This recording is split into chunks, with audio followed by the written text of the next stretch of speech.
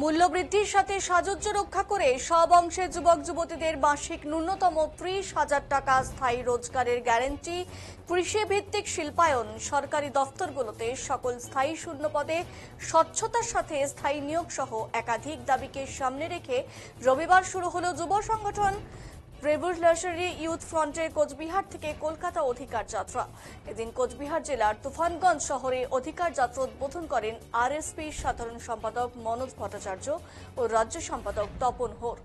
রাজ্যের মোট 23টি জেলার প্রায় 2,500 কিলোমিটার পথ অতিক্রম করে সেপ্টেম্বর মাসে 15 তারিখ কলকাতা কলেজ স্কোয়ারে অধিকার বুঝে নেওয়ার সমাবেশের মধ্যে দিয়ে এই অধিকার যাত্রার সমাপন হবে। এদিন সংগঠনের রাজ্য সম্পাদক আদিত্য জোদ্দার বলেন, পশ্চিমবঙ্গ সরকার এবং দেশের সরকার সাধারণ মানুষের বিরুদ্ধে কার্যত যুদ্ধ ঘোষণা করেছে। এই মুহূর্তে দেশ ও রাজ্যে বেকারদের হাতে কাজ নেই, নারী নির্যাতন ক্রমশই বৃদ্ধি পাচ্ছে, শ্রমিকদের ন্যায্য মজুরি নেই, শ্রমকোড চাপিয়ে দেওয়া হচ্ছে শ্রমজীবী মানুষের ওপর। এরা যে কাজ না পেয়ে লক্ষ লক্ষ মানুষ পরিযায়ী শ্রমিক হিসেবে কাজ করতে যাচ্ছেন অন্যত্র। বর্তমান সময়ে জনগণের দায়িত্ব নিতে চাইছে না রাষ্ট্র, জনগণের অধিকার খর্ব করা হচ্ছে প্রতিনিয়ত। রাষ্ট্র যাতে জনগণের দায়িত্ব গ্রহণ করে এবং জনগণের অধিকার ফিরিয়ে দেয়, মূলত এই দাবিকে সামনে রেখেই তাদের এই অধিকার যাত্রা বলে এদিন জানিয়েছেন তিনি। আজকের এই সভায় আমি প্রথমেই আহ্বান করব আমাদের সংগঠন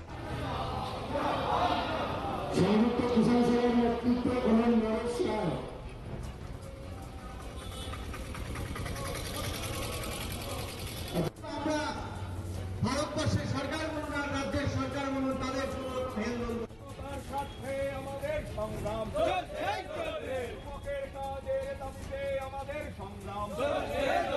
এই কাজের অধিকারকে সাংবিধানিক অধিকারের স্বীকৃতির দাবিতে আমাদের সংগ্রাম চলবে। পশ্চিমবঙ্গের সরকার, দেশের সরকার দেশের মানুষের বিরুদ্ধে, পশ্চিমবঙ্গের মানুষের বিরুদ্ধে যুদ্ধ ঘোষণা করেছে।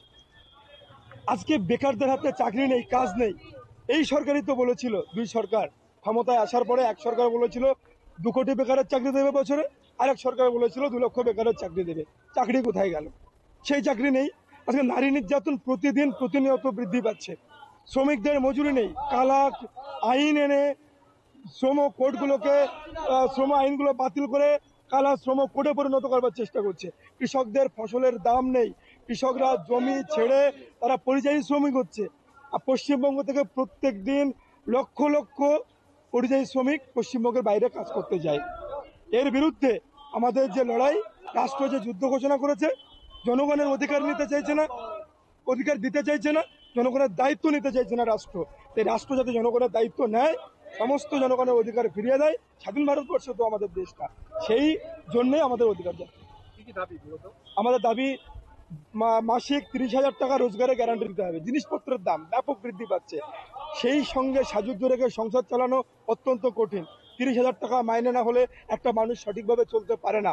আমাদের দাবি প্রত্যেক দিন খুন, ধর্ষণ, রাহাজানি, ধর্মীয় বিভাজন, সেই ধর্মীয় বিভাজনের বিরুদ্ধে যে কঠোর আইন, সে আইনের অবিলম্বে প্রয়োগ করতে হবে।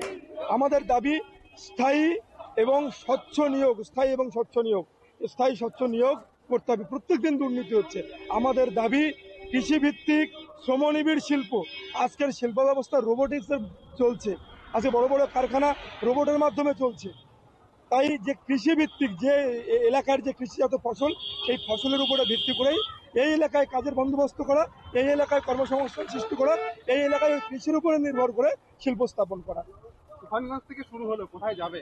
তুফানগঞ্জ থেকে কলকাতা। রাষ্ট্রের চোখে চোখ রেখে, রাষ্ট্রের ভিতটাকে নাড়িয়ে দিতে, রাষ্ট্রকে কাঁপিয়ে দিতে এই কলকাতা থেকে, কোচবিহার থেকে কলকাতা আমরা এই অধিকার যাত্রার ডাক দিয়েছি।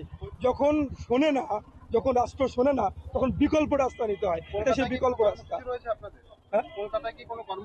কলকাতাতে 15 সেপ্টেম্বর আমাদের অধিকার বুঝে নেওয়ার সমাবেশ। সেই অধিকার বুঝে নেওয়ার সমাবেশে আমাদের পশ্চিমবাংলার যুব সমাজ তারা ঐক্যবদ্ধ হবে। এ বিষয়ে বলার হচ্ছে যে মানুষের অধিকার হারিয়ে গেছে। বেশ কয়েক বছর ধরে মানুষের অধিকার হারিয়ে গেছে। অধিকার পুনরুদ্ধার করার লড়াই, চাকরির অধিকার, জীবিকার অধিকার, জিনিসপত্রের দাম কমানোর অধিকার, মেয়েদের বাঁচার অধিকার, মেয়েদের সুস্থভাবে চলাফেরা করার অধিকার, এই সমস্ত সমস্ত অধিকারগুলোকে অর্জন করার জন্য এই অধিকার যাত্রা শুরু হচ্ছে। অত্যন্ত গুরুত্বপূর্ণ এবং এই গুরুত্বকে অনুধাবন করেই আমরা আরএসপির পক্ষ থেকে তুফানগঞ্জ থেকে শুরু হলো।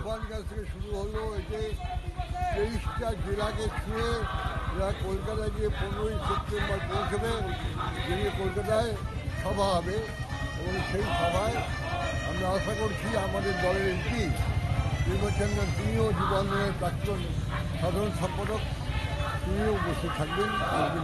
আপনার নাম? আমার নাম মনোজ ভট্টাচার্য।